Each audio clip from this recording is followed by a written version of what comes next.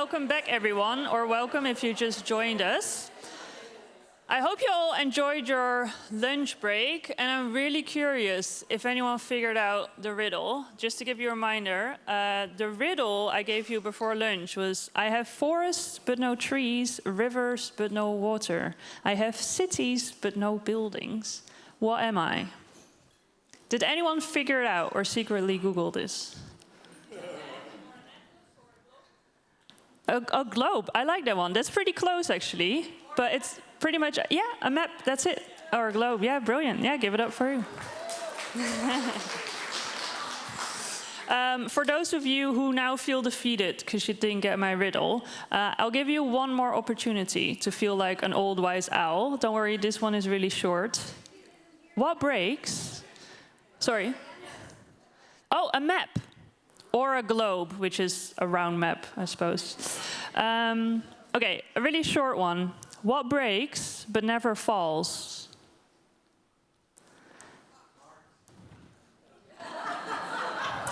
I like it. Yeah, I'll give you a 10 for that.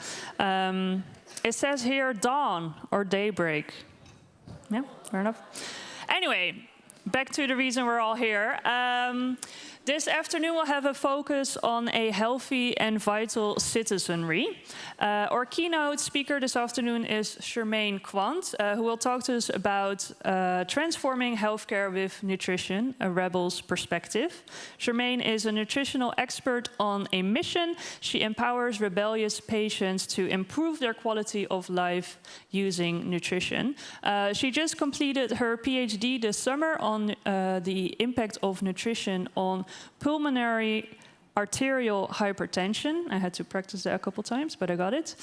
Which is both a rare and lethal disease. And she draws from her own personal experience, understands the vital role of nutrition on the impact of the quality of life that patients with a disease face. Please give her a very warm welcome, Chermaine Kwant.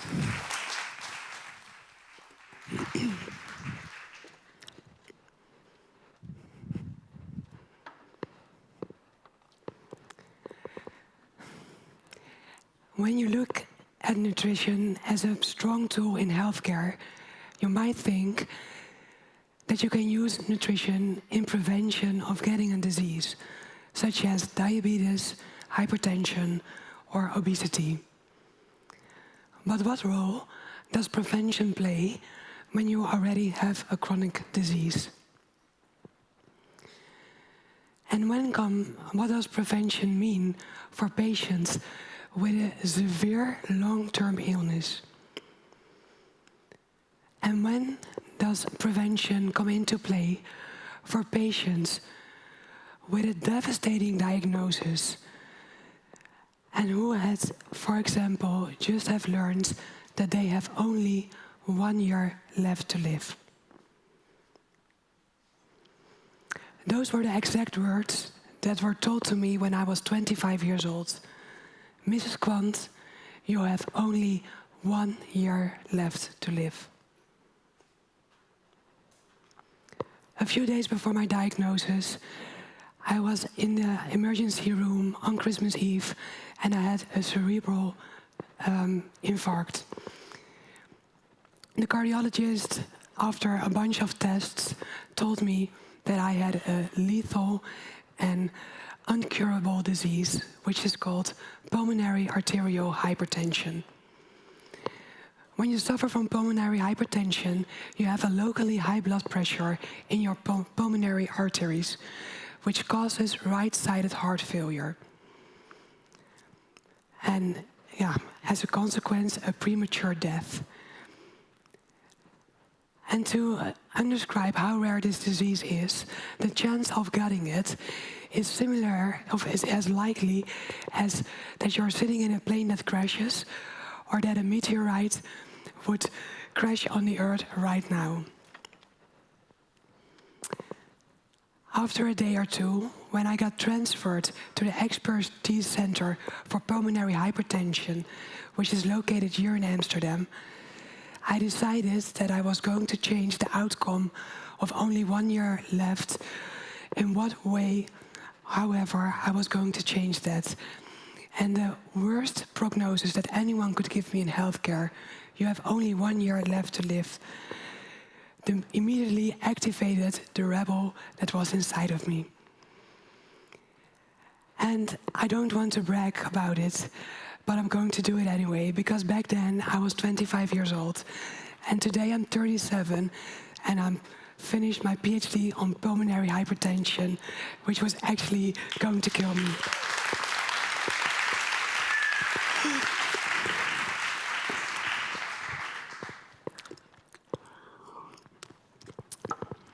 And when you look into the definition of a rebel, you might find that a rebel is not very fond of authority or is called a muter.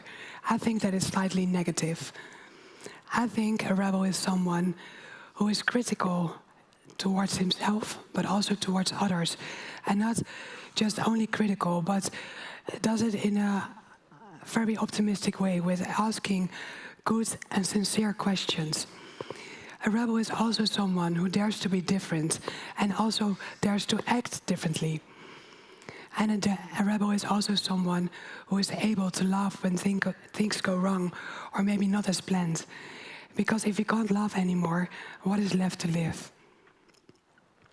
Rebels are needed to make changes happen, especially when we are in a system which is very stagnant.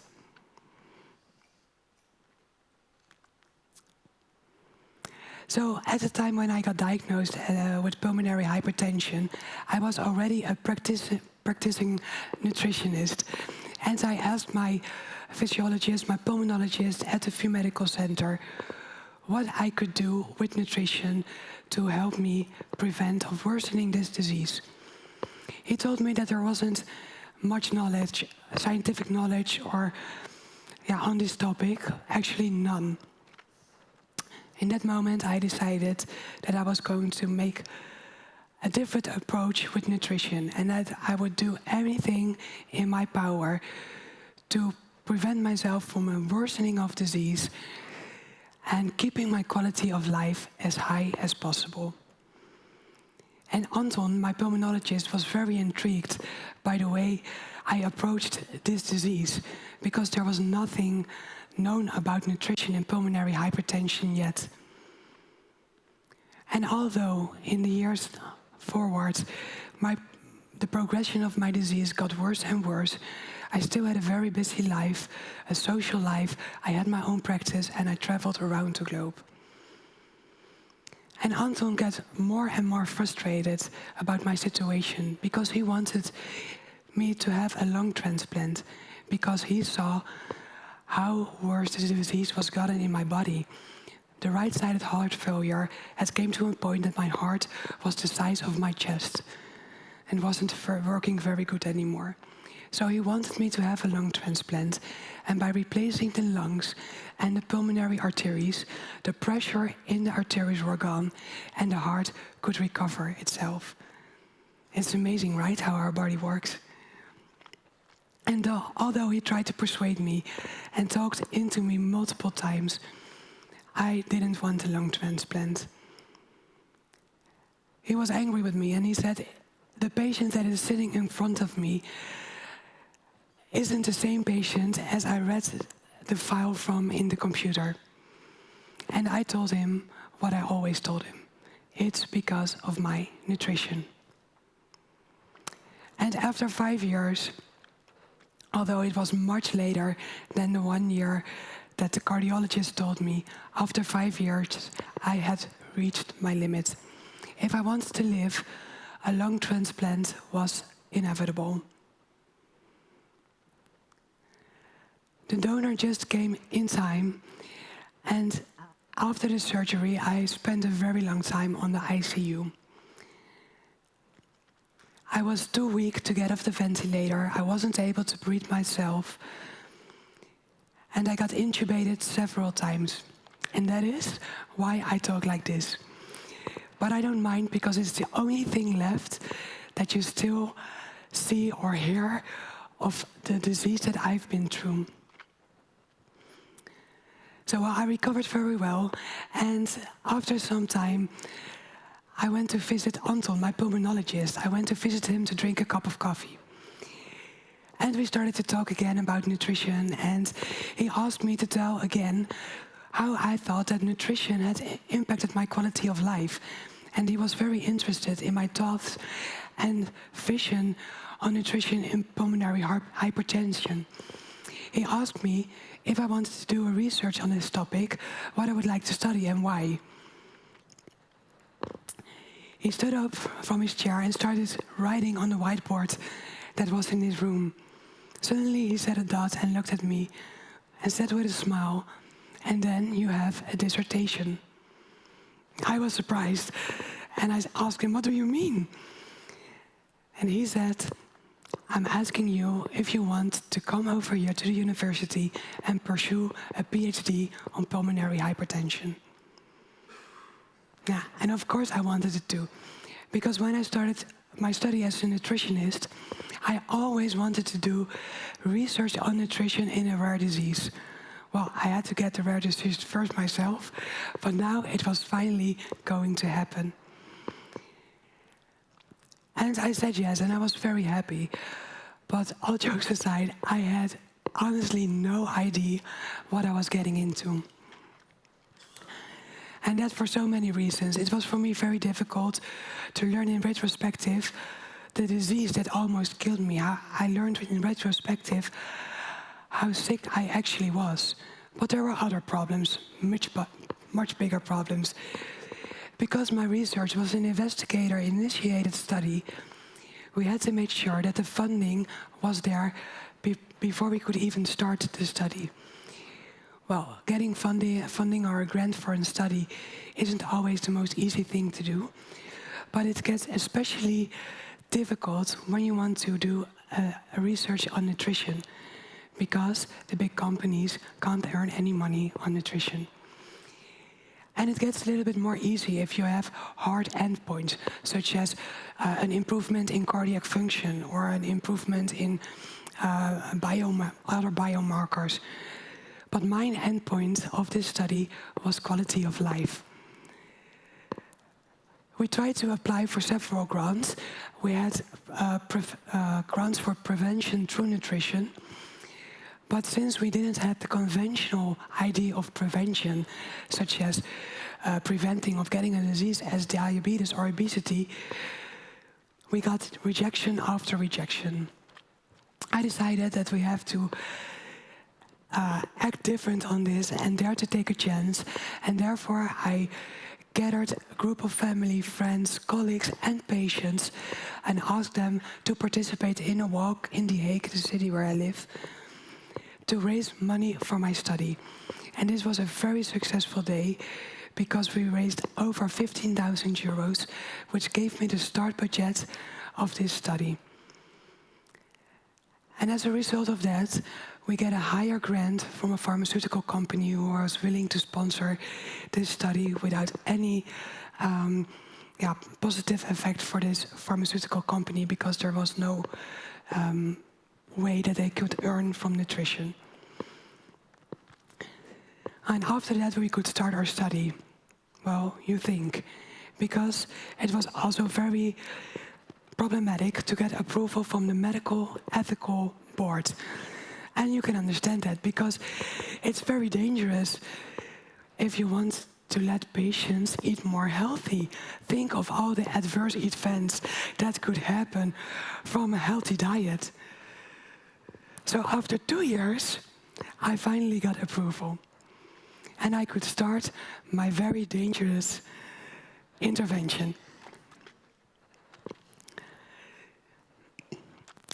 This intervention was an 8-week online education in which I educated patients with pulmonary hypertension about the physiology of their disease. I educated them how this disease affected their quality of life, what the features are which come with pulmonary hypertension, such as fatigue or edema in the intestines. I also taught them about medication interaction and how the medications, although they were needed to stay alive, could affect their quality of life. And of course, I learned them how nutrition plays a crucial role in this. And here is the most interesting part of our study. Patients were encouraged to set their own goals. I didn't tell them what to eat. I didn't tell them what not to eat. I just educated them and told them the logic puzzle of pulmonary hypertension, quality of life, and nutrition.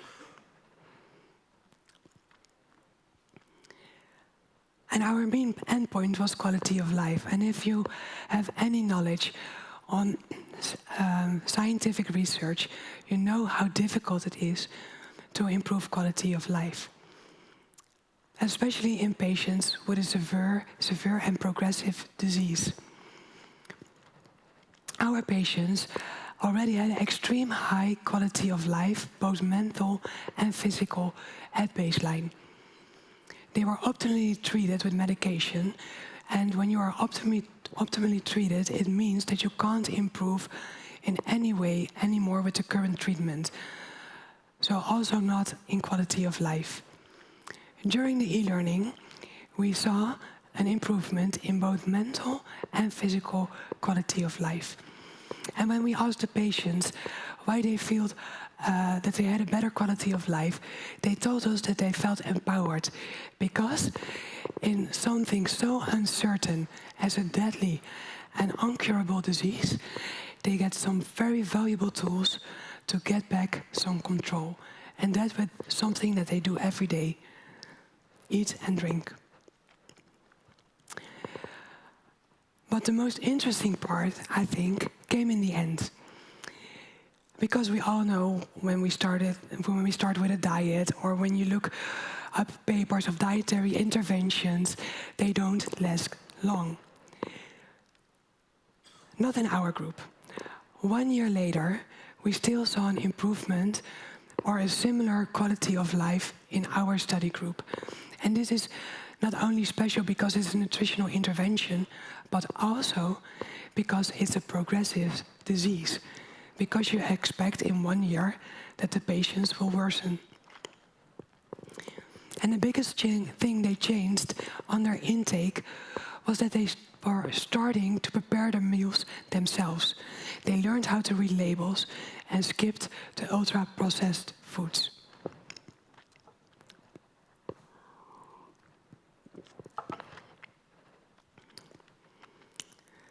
Last weekend, I read a paper that was published by my university, and it said that 80% of the products in grocery stores here in Amsterdam are unhealthy and are ultra-processed foods. The article stated that therefore it isn't the fault of the customer if it buys unhealthy, but it is the fault of our environment, of the system that we live in. The system is sick. And if you know that, if anyone can tell me, please tell me, but why do we do what we do when we see patients in the hospital, and why do we feed them the way that we feed them? And I'm not even mentioning the normal meals, but I'm mentioning the things that we give to patients who are malnourished, who have unwanted weight loss, feel nauseous, or have a loss of appetite. And those are the oral nutritional supplements. And when you look towards these products, these bottles, these small bottles, which are very rich in calories, but if you look into the ingredients from a nutritionist's perspective, those are ultra-processed foods. And the data on ultra-processed foods doesn't lie. When you look into ultra-processed foods and the relation with cardiovascular disease, you see that the patients who consume a higher amount of ultra-processed foods have a higher hospitalization, have a higher worsening and complications within the disease, a higher cardiovascular incidence, and even a higher mortality. But it gets more interesting, because if you look further into the ingredients of this product that we give patients who are very, very sick, you see that it's mainly based on sugar. And the World Health Organization states that healthy people have a maximum intake. They shouldn't exceed a maximum intake of 50 grams of sugar per day. For patients with cardiovascular disease, that's even lower. The American Heart Association states that the maximum intake for patients with cardiovascular disease is 25 grams a day. That is about 8 cubes of sugar. So back to the malnourished patients, he or she is lying in the hospital, has less appetite and gets the oral nutritional supplement.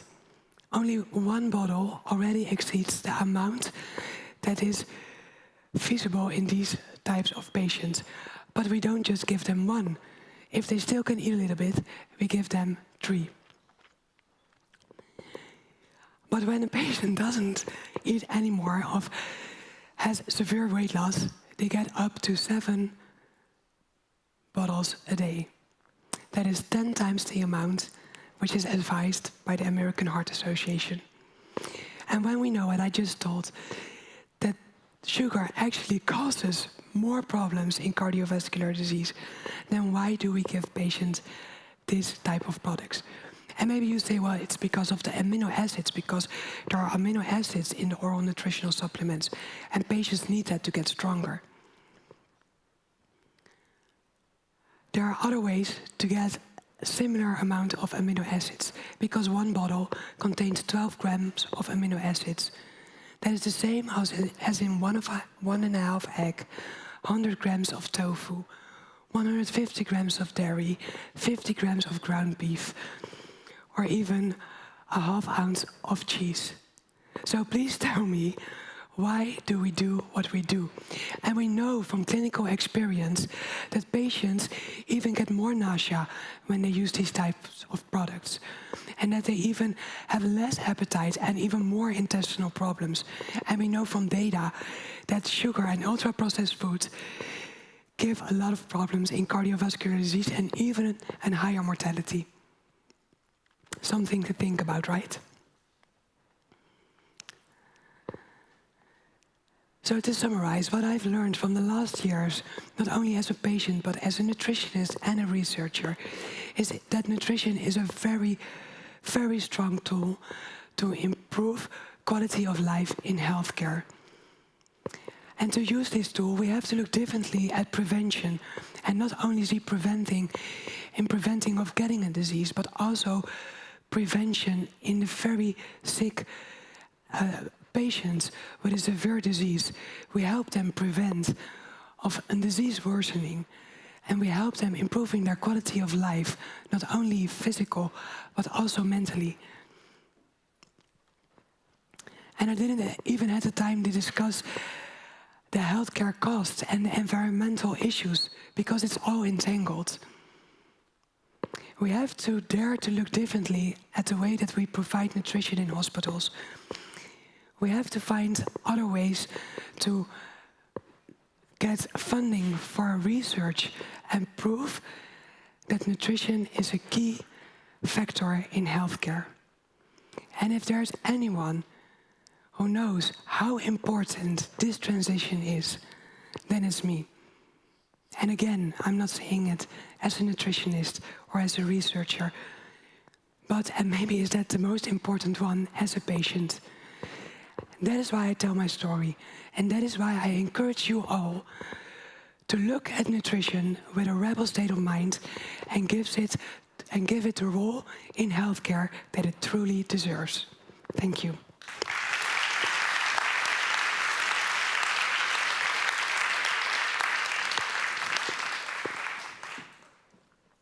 Thank you very much. We've got some time for questions, fortunately. Good news for you. Is there anyone who would like to ask Chermaine anything? Yeah, over there. I'll go over there and someone else takes another microphone on my way. One moment. Yes. Yeah. Hi, thank you. Yeah.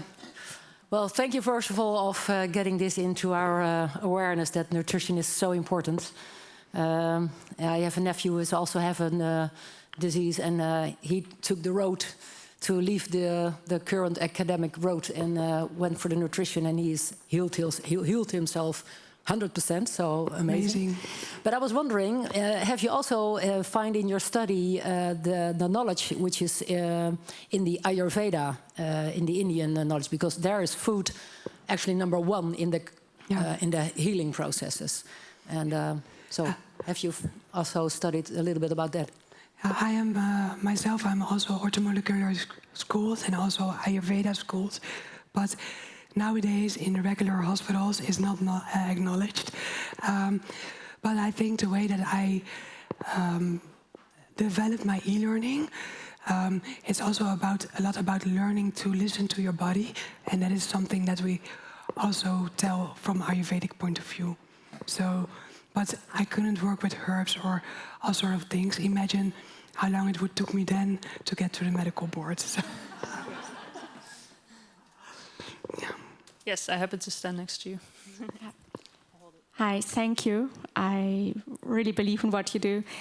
My question was, how could we change the system? So, talking about hospitals, about healthcare, how can you change almost ontological assumptions, right, in the current care systems towards more prevention, more self-care, and more self-responsibility?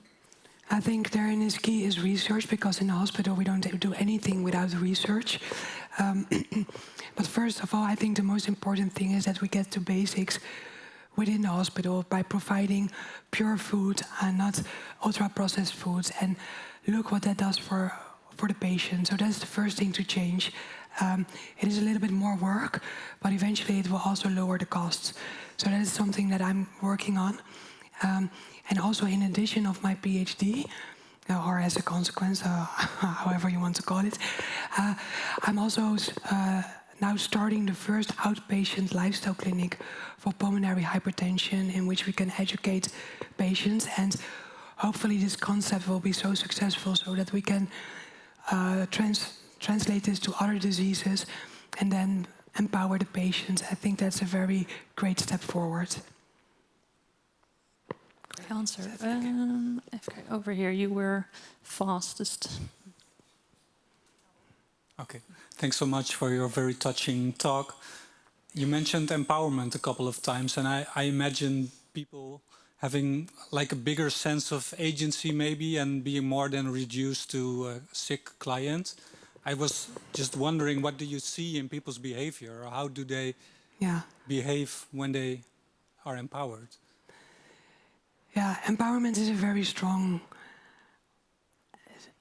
something, a very strong feeling inside of you. And what we see with patients, I always say I activate rebellious patients. And I think empowerment is similar to the rebellious mindset, because you are critical towards your own behavior, but you're also critical towards the caregivers. You dare to act different, to think different. And you're all able to laugh sometimes. So I think that's the most important thing. We see the patients grow and they get more secure. Sometimes they didn't even dare to go on a holiday, and now they dare to. And so it has a very big impact, not only on their well-being, but also on their total life. Yeah. That's great to hear. Any more questions? Hi, thank you. I was wondering, you mentioned a couple of times the mind and the mindset. To what extent do you think that the mind has also influence in believing in this path of nutrition? Yeah, this is a question I get often asked, so that's a very good question. For me, it doesn't matter whether the patient thinks he feels better or if it actually is so, and maybe there are other biomarkers that we don't know yet, that we still have to discover, that maybe will prove the effect of nutrition on the mind. But I think when you are this sick, if it works, it works. And for me, it doesn't matter if they're going to eat cucumbers every day and they think they feel better, or if they never eat any vegetable again and they feel better, then it works. So I don't know if that answers your question, but we don't know why it works, but it works. Anyone else with a question? Then I'd like to thank you very much. I believe we've got a present for you, 2 presents. Yeah, this falls into the category of 80% that's not very healthy, but it's very delicious. Oh, and nice. sustainable soap. Thank you very much. Please give it up for Chermaine. Thank you.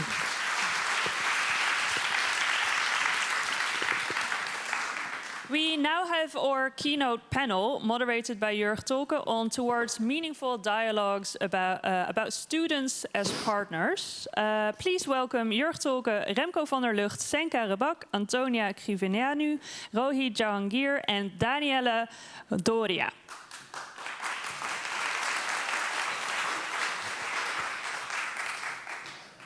So we have a whole bunch of microphones here. Can we use them all? Well, we will use them in a second. I start with a. Is it okay if I start with an introduction? Go ahead.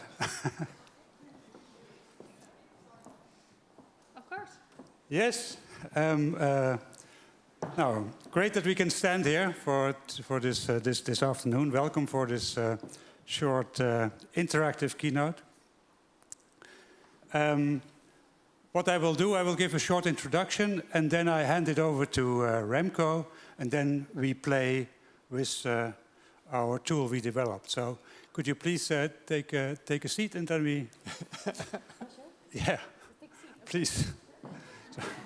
Otherwise, it's just decoration, and this is what happens so often when we talk about students as partners. We involve students, and then we ask them to stand here. And in 10 minutes after I introduced it, then I hand it over, and then please start. Slide.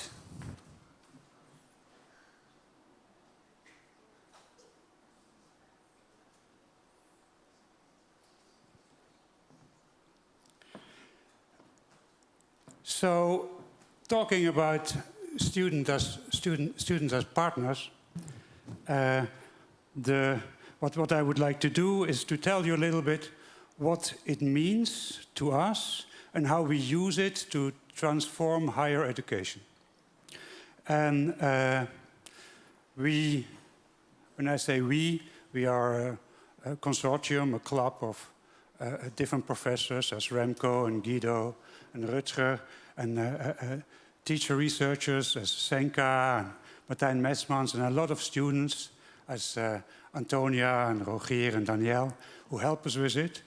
And what we do is we try to use this tool of student as partners to change education from inside. And student as partners is a theme coming up from the UK years ago, introduced by somebody called Mick Healy, and it is now all over the world. And actually it goes about the key of education. It's about the relation. And I was really so surprised when Chermaine told us about how she engaged with her doctor in a journey where she first started, that the doctor told her that she has a disease, and slowly the relation changed. And now she has a PhD, and now there's a total different relation. So there's something evolved in that relation, which is a perfect example for how partnership can change. So when we talk about students as partners in our school, we usually see a lot of confusion. What is partnership, and how can it evolve? What are examples for how we could deal differently in partnerships? And the interesting thing is, actually, this is really similar to what Chermaine said. We reason from a certain mindset. We reason from the mindsets, from the systems which educated ourselves. And then talking about partnerships, we get all kinds of questions out of those, what you could say, mind systems. And to break out of these mind systems, or the systems of thinking, how we see partnership, we really need to engage in conversation, in meaning making. We have to provide examples. And this is why we started to develop tools, dialogue tools, etc. Please could you, oh, I have to do this myself, I guess. and then without glasses. So we decided to collect different topics and items about what partnership could be, what it could be about. And we did several literature analysis. We did a hell lot of workshops to collect and to talk with students and staff alike. And we came up with 8 different dimensions on which you could talk about partnerships in education. And we divided it in dimensions above the water level and below the water level, more tacit and less tacit aspects. So for instance, assessment and testing, I don't know if you can read it, but that's really crucial for the interaction between teachers and students. And it's on a tacit level, and just like, for instance, the teaching styles, the didactics, how we teach our knowledge in class. But also things like students' involvements. How do we involve each other in the process? So, do we send questionnaires, or do we send? Do we ask students to participate in a committee, etc.? That's what we usually do in student as partner relations. But at the same time, there are a lot of less tacit things, like, for instance, meaningful connections. Are there really meaningful connections coming up? Or how is the teacher-student dynamics? What's the power relation in there? And how we deal with that power relation? Or how do we abuse this relation? Is there a purpose? Is there also a shared purpose? Why do we really engage in education? Is it because we just want to get a mark or a paper, or are we really passionate about the topic, etc.? So there are a lot of different areas where we could make sense and talk about improving relations. And what we did in our team, we developed games, online, offline, just to talk more, improve more, get more shared understanding on partnerships. And I think as soon as we do that, we can also together set goals. How do we improve on one of those dimensions? Okay, so much for the introduction. I would like you together to join in the more interactive part and to play also with this tool.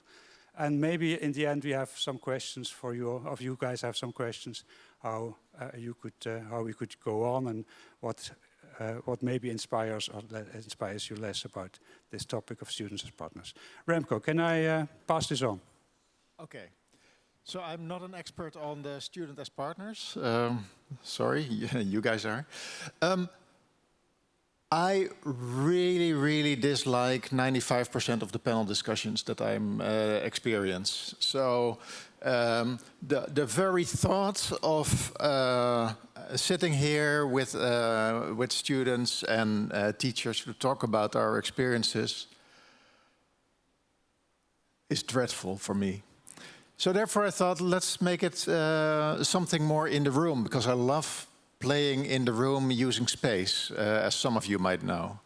But that requires an action by you all, and that is emptying the space as much as possible. So we need to get into some kind of have some kind of a circle space where we can work in, and perhaps chairs on the outside, so we can have a shared space that for our experience.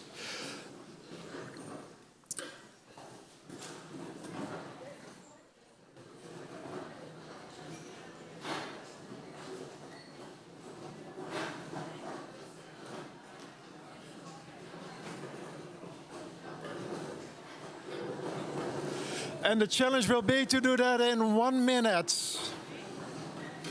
We have 45 seconds left, and take care of your own comfort. So you may stand, you may sit, whatever you feel like.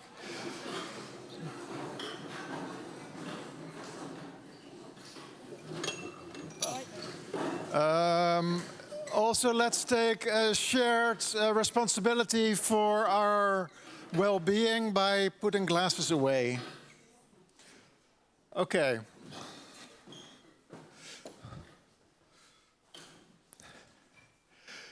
So somebody once told me that theater means the place where relevant stuff happens. So we have a theater here.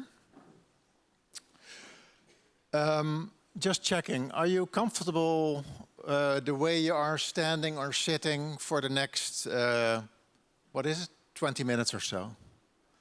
If not, I invite you to find a seat, a chair, a table, any place that feels good to you. Okay. Now let's say this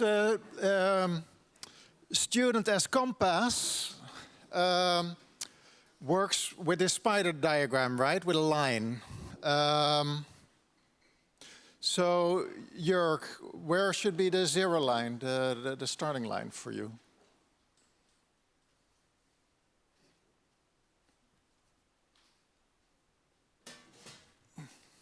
Okay. And the end line?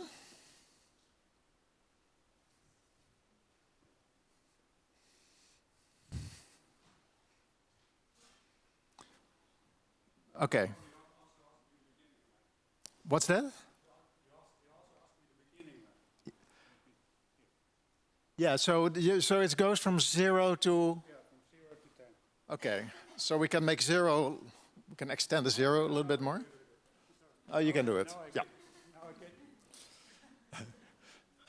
While I extend the line, perhaps you guys can introduce yourself very quickly. Hello, my name is Roy Jahangir. I am a 20-year-old student at the University of Rotterdam. I study event and experience management. I am here through Senka, who was my mentrix in 2019. And yes, that's... Hi, my name is Antonia Crivinanu. I'm a third-year student in Diemen, tourism management student more specifically, and I'm glad to be here with you. Senka was the one to approach me about this subject, and I can't wait to start this workshop with you. Hi everyone, my name is Danielle. I'm a graduate student from the tourism management study, and I did the design, and really nice that I can be here. Hi, my name is Senka Rebats. I work with Jörg at the Authentic Leadership Research Group and as a teacher at Tourism Management in Holland. Good for you? Okay, thank you. So we have a really large line, which might be a bit of challenging for the view. So maybe we can make it a little bit smaller. Let's see. Okay, something like this.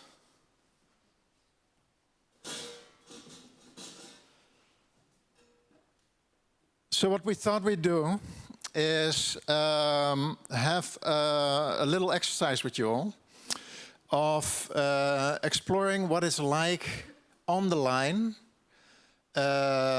in education, looking at the experience that you have now as a student or as a teacher, on those dimensions of students as partners. Also to ask, we have a bunch of students. Senka is a student researcher, like you're also very much the expert on a student as partner. So we probably need some more input here. So who of you all in the room are identify yourself as students at the moment? So who has a formal student position at the moment? Okay. If you feel like stepping in a bit, you're very welcome. Who's like a hardcore teacher here?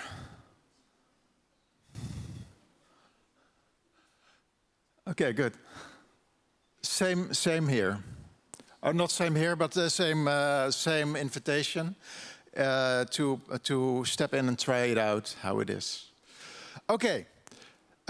So we thought we bring a couple of dice with 8 sides, and see which which of these dimensions we could try out. But we probably don't have a lot of time, and we definitely want to address one item that's on top of the waterline, above, and one that's going a little bit deeper below, of things that are often unsaid. So, and I'm going to have to apologize because I forgot your name again. So now I'm going to look like 30 seconds lower than your eyes, because then I can see. Rohit, yes. Excuse me. Which of these, of the top dimensions, do you think are interesting, or could give a most interesting discussion? I think student and teacher dynamics is a good one to start. So, as I believe, Senka, student-teacher dynamics are on the waterline, right? Yes, yes. Okay, well, let's go for it. I feel challenged with the amounts of microphones that I have. Are they all functional? Yes. All 6? Oh, wow.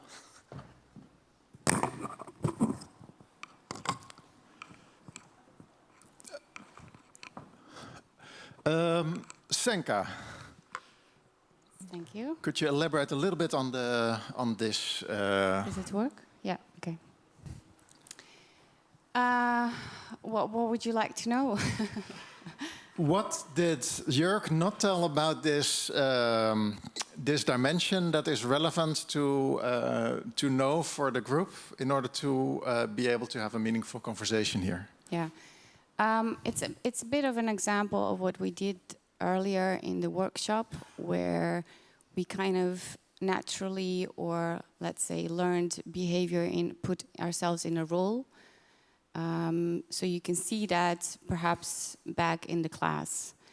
A role of a teacher, you might be able to immediately take the lead, where the student already might feel not taking the lead, and they might be sitting passively.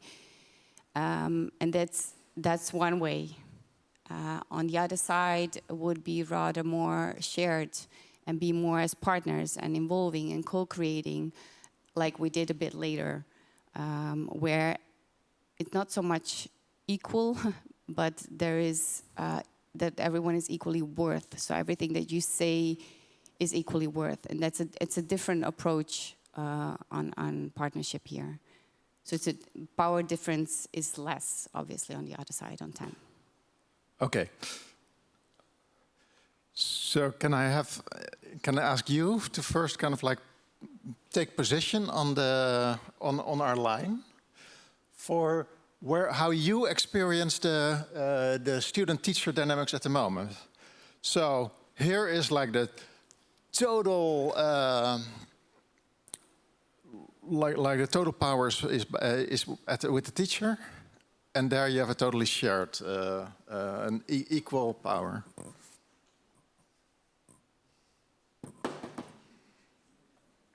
In the middle. Does it work? I'm going to ask you to be very dynamic with your microphone volume buttons. Yeah, thank you.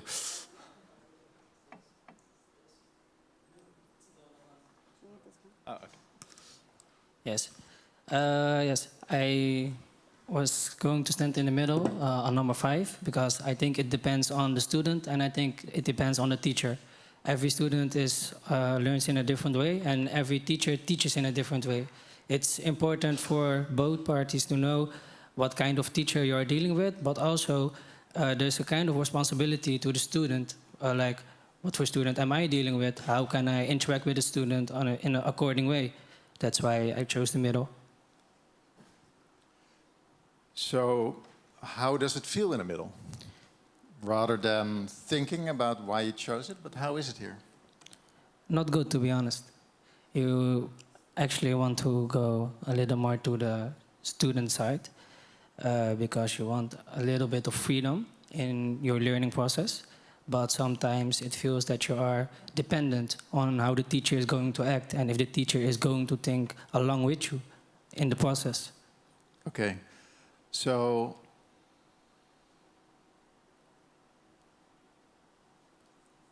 Yeah, just trying to feel. So where would you position yourself in an ideal situation? In an ideal situation, I would go more. Was that the teacher side or that the teacher side? That's it. This side. Okay.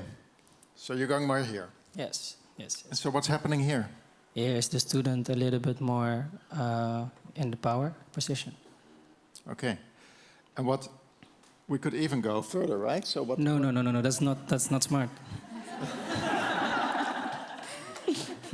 Okay, so suppose you were in the student dynamic, like to the real extreme, or maybe even further, right? Yes. So here you have partnership, and then you're here. So Yes. I was raised in the late '60s, early '70s. So I went to an anti-authoritarian daycare center,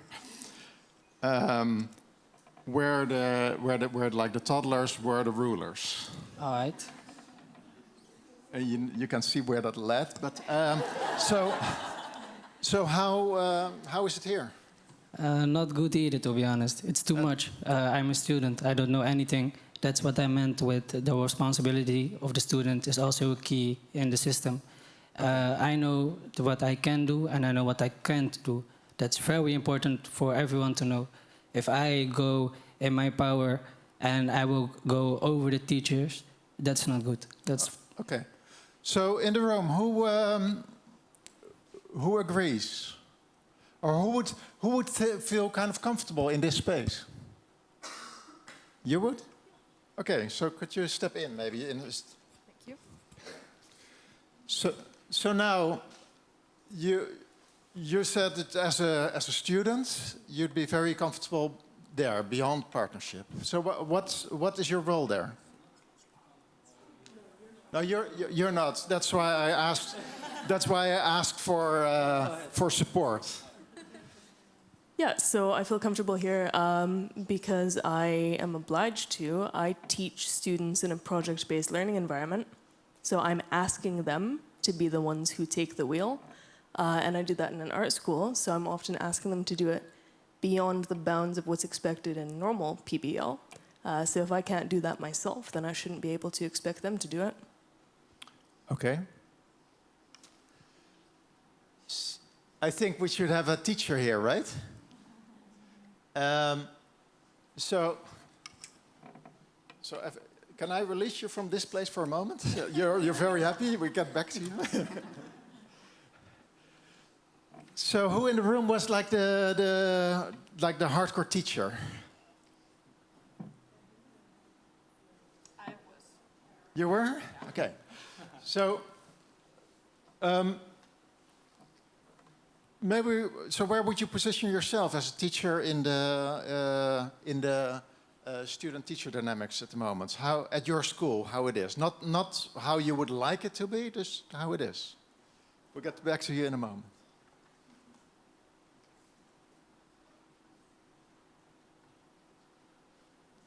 So you're actually quite far here. Yeah. Could you explain?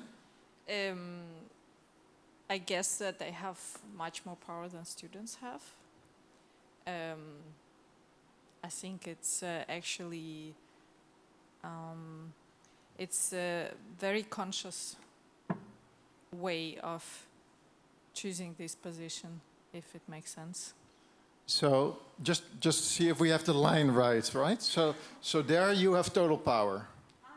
And here it's shared power, and here we've gone beyond, right? Yeah.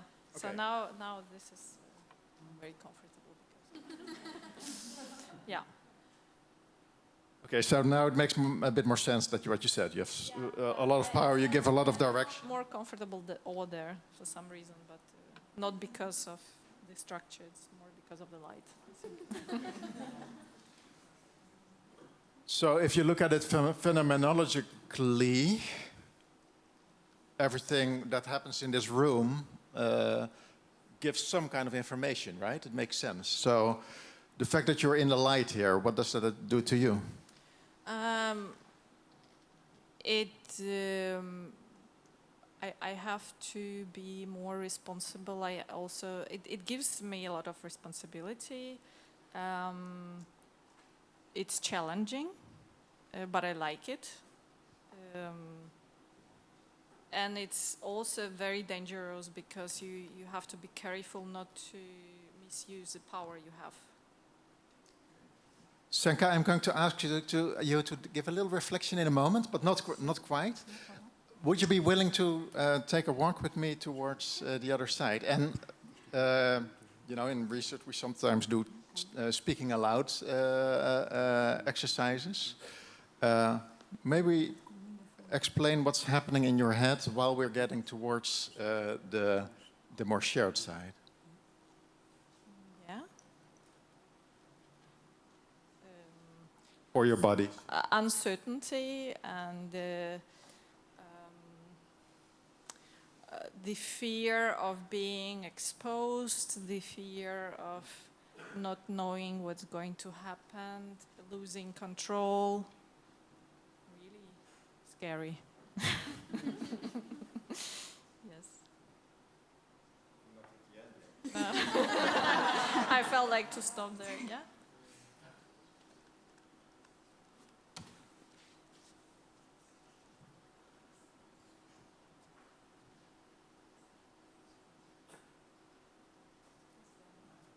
How's life there? It's fine, actually. It's not that scary. Relaxing, actually. And how's things for you here? Yeah, very happy. Did anything change with the teacher arriving? I mean, it's nice to have Svetlana here. Thank you. So yeah, it feels like a collaboration. Okay, thank you. Senka, noticing that the time is dwindling and we also want to go really deeply underground or underwater, is there a question, thoughts, something that you noticed that is interesting that you have seen in other workshops as well, in other interactions that you had with teachers or students? Yes. I'm noticing that it's really nice that people actually open up and share their vulnerability, because that's exactly what it is. And during the whole process, it's basically reflecting upon your own behavior and mindset. And I'm also still in it. I'm definitely still in it. Working and co-creating this all together, I had definitely moments where also I would think, okay, is this going to be done in time? I should let go. I should let go. This is a co-creation, and it's a path of going through this. But also somewhere, like Kim mentioned in the workshop, is letting go of actually knowing that the other person can actually do something way better than I can. And that's also a wonderful feeling. So going through that path, it's challenging but also fruitful. And I've seen also in these workshops as much as students as teachers react on this, even though maybe mentally they might react like, no, there is no inequality, there is no difference, power difference. And yet at the same time, in a non-verbal communication, you would see people naturally take the lead, the teachers taking the lead. So becoming aware of this is, and seeing that for yourself and creating space for the other to take the lead, I guess that would be also an important part. Okay, thank you. May I add something? Yeah, sure. What we also immediately do is that we say if there's a power difference, that it is the teacher and those are the teachers and the students together. But what I really often also see is that the teachers really feel powerless. So it is both different things can be discussed. So it is really ambiguous, and a lot of different rich conversations can come up when you pass the line and when you work with this with a group. Okay. Well, thank you. You are dismissed as student and teacher. Let's go to another dimension here. Yes, please.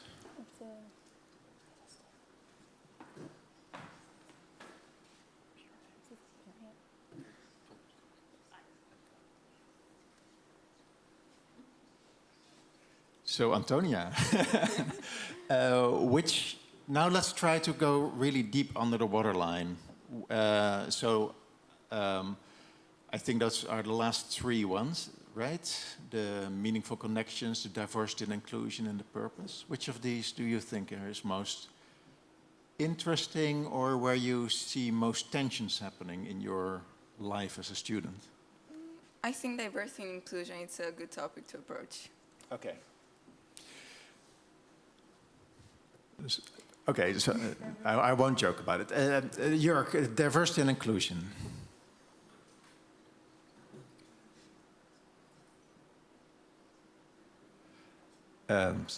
Senka again? Which one now? Sure, it works. So this is one of the topics that continuously came back through desk research, literature, but also within the workshops, that we notice that cultural norms and values have a huge influence, was one of the diversity parts, huge influence on how we actually go about any other dimension. And how we act non-verbally and verbally towards a teacher or a student, or do we involve or not? So this is, but it goes beyond. This is, do you feel, to what extent do you feel exclusion? So if you feel excluded within the group where you're at in your program or your faculty, or fully appreciated and part of the group, and this causes a certain dialogue, obviously. And it's all about vulnerability, obviously, and sharing. Okay. Then let's do this again. But maybe I can invite all three students to take position. So where do you think now to what extent do you feel exclusion or inclusion in your education? Is that the question, Senne? Yeah. So where do you stand now, you think?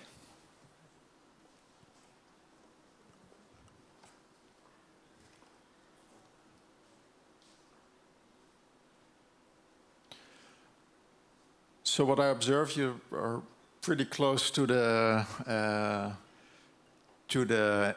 inclusion area.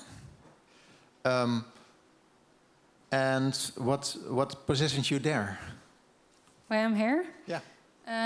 In my final track, so I already graduated, but the last thing I remember is my final track. So this is like your graduation project, and there you could decide whatever you're interested in, and you could do a project.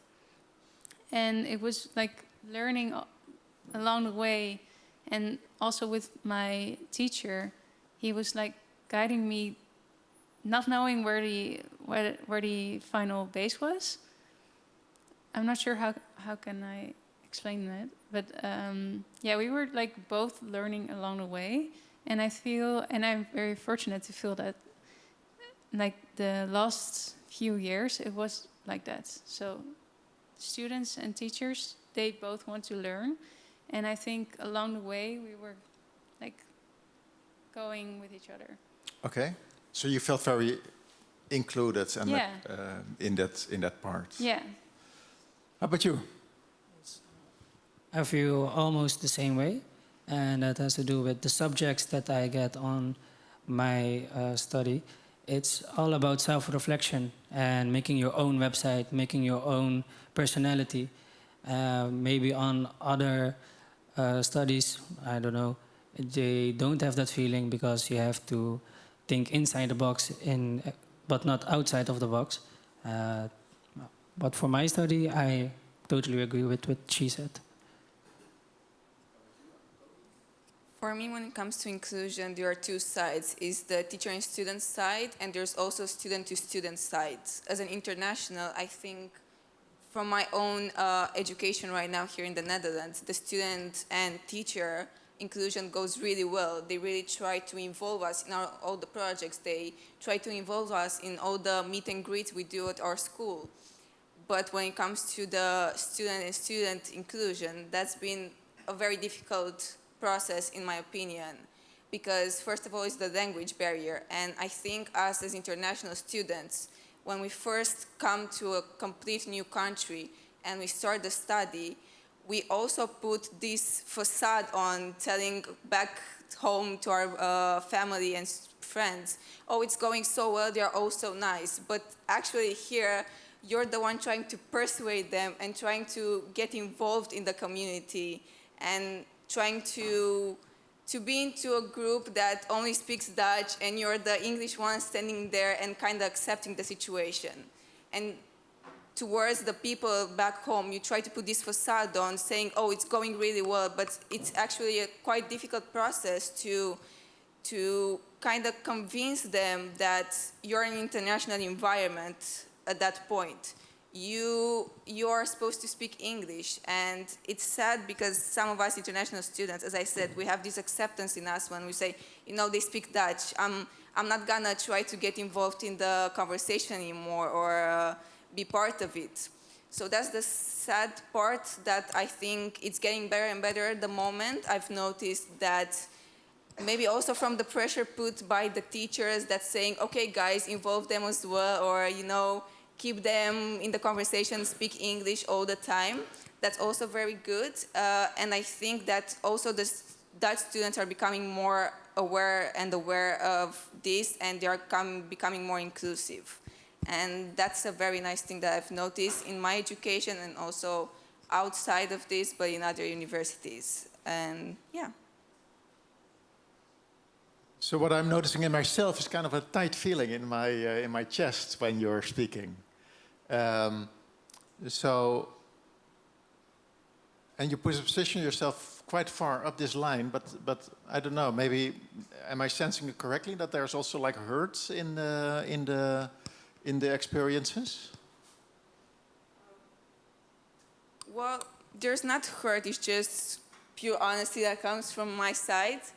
It's just the truth that I've been through, and I don't feel hurt in any way. It's just, to be honest, I'm glad that I experienced it, because now I can talk about it. I can put it into words, and yeah, it's not really hurt. It's also good experiences and bad experiences, in my opinions, are something that we should be glad for going through, because they are the ones shaping us as people. So I'm glad that I got to experience these cultural shocks and not so complete inclusivity in the educational system. And seeing the change in it will make it 10 times nicer than maybe being completely inclusive in the first place. I think it's nicer to go through a change rather than being there and being stagnant with it. So it's also about the dynamic. So perhaps you started there, exactly, and you've already moved in that direction, and the movement itself was powerful. Exactly. Oh, cool. Thank you. Seeing the time is, I also need a teacher perspective. So another teacher who can take the position on inclusivity, or maybe has a very strong experience, perhaps on this side, because it's a bit lonely here. I think I saw a teacher over there. Should I give my... Yeah. Thank you for including me in the conversation.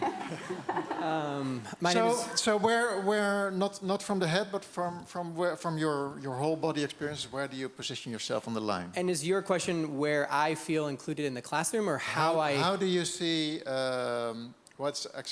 I guess it's the student as partner, right? So how do you experience the students being included in education at the moment? Yeah, well, from the perspective as a professor, I'm from the University of Texas in Austin. Inclusivity is a really important part of my classroom, but it's also a very intentional part of my classroom. So when I run design studios, we actually spend the first class or the first week developing a set of common norms and conversations and rules that are co-created so that everyone has a voice in that conversation, with the intent or hope that inclusion is a part of that. So by everyone being able to have a voice in what is being discussed, that we then also sort of agree to it, and that's hopefully what the classroom looks like. Okay. That's a quick overview. Okay, thank you. Yeah. So, Senka, is this a picture of real life, the way you experience it? Well, just to add something, so that's a little loud. Great to have you here. It's within the class, and it's nice that you actually mentioned it's intentional, because a lot of people might not be even aware that you need to create first diversity in order to actually have inclusivity. And it's also a question where do you as a teacher stand within the team that you work in? And if you would ask me, for example, I would stand here. Looking at the faculty where I work, it's pretty homogeneous. So basically, if you are unaware of the diversity, you might not even be able to create that space there. So me as a teacher, I don't feel very inclusive in the group. I have very different ideas. Might be due to my cultural norms and values, and perhaps maybe other things. If I stand together with students, I would feel very inclusive. So this is a discussion that can take place. So the student as partners also talks about the position of from the perspective of the teacher, right? It's human to human, actually. Yeah. Yeah. So becoming aware of the roles, and yet then to be able to be connected, you come back to human. So. All right, thank you. Oh, that's beautiful. Was a good ending. You're seeing the clock ticking, and Jörg wanted to make it a final conclusion. Would you like to make this conclusion while the line is still standing, or can we dismiss the line? No, I will not dismiss everybody again. No, thank you very much. This is a little bit, you see a little bit how it works. Now, what you see right now is that it is about the conversation. And it really also enhances team dynamics, because, for instance, if we are in a team, and it can be just in a day, for instance, that I feel today a lot more here, then immediately we can have another conversation together, right? So what we did in all those different dimensions, I didn't put them back on, we give teachers in classrooms and students in classrooms opportunities to talk about different, for education, important topics. And actually I was having this conversation earlier also with the founder of Students as Partners, Mick Healy, because I think student as partners is actually a little bit misleading, because it's about partnership in education. And we had this lady coming from working with real-life programs in projects. Of course, then we also have the work field partners as partners. And how inclusive do we feel there, etc. So I hope we inspired you a little bit about the topic, which I think is really essential if we want to change higher education from within. That really that the basics is about how we organize and how we engage in our relations, and from there on we can build. So if there are any questions, we have 20 seconds in all the world to answer. But is there somebody who wants to ask something? Is there anybody who wants to come up?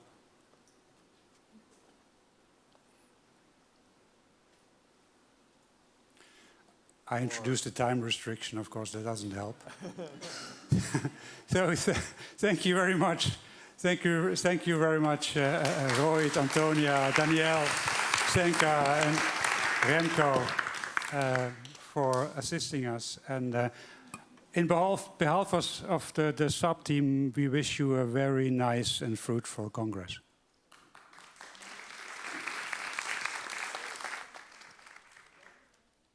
Oh yeah, and everything needs to be back exactly the way it was, right? Yes, please.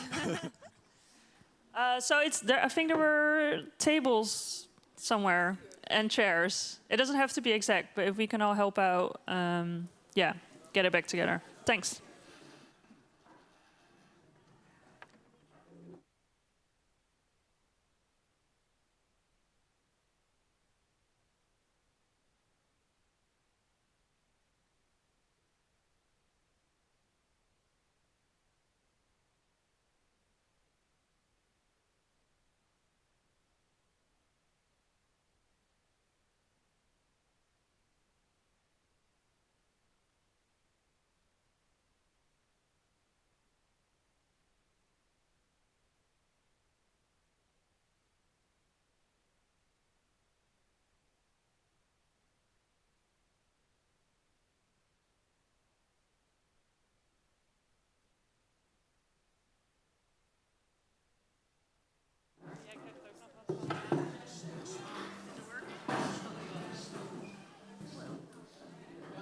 Yeah? Oh, okay.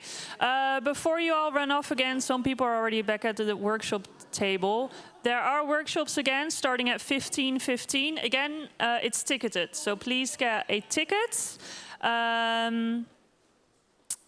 Yeah, we'll see you back at 15:15. There's also, right next to the door, there's a toolkit in human-centered design, also part of this. Please check it out. It's by Katie Krumak, and it's very interesting. So please check it out and enjoy your break. See you back at 15:15.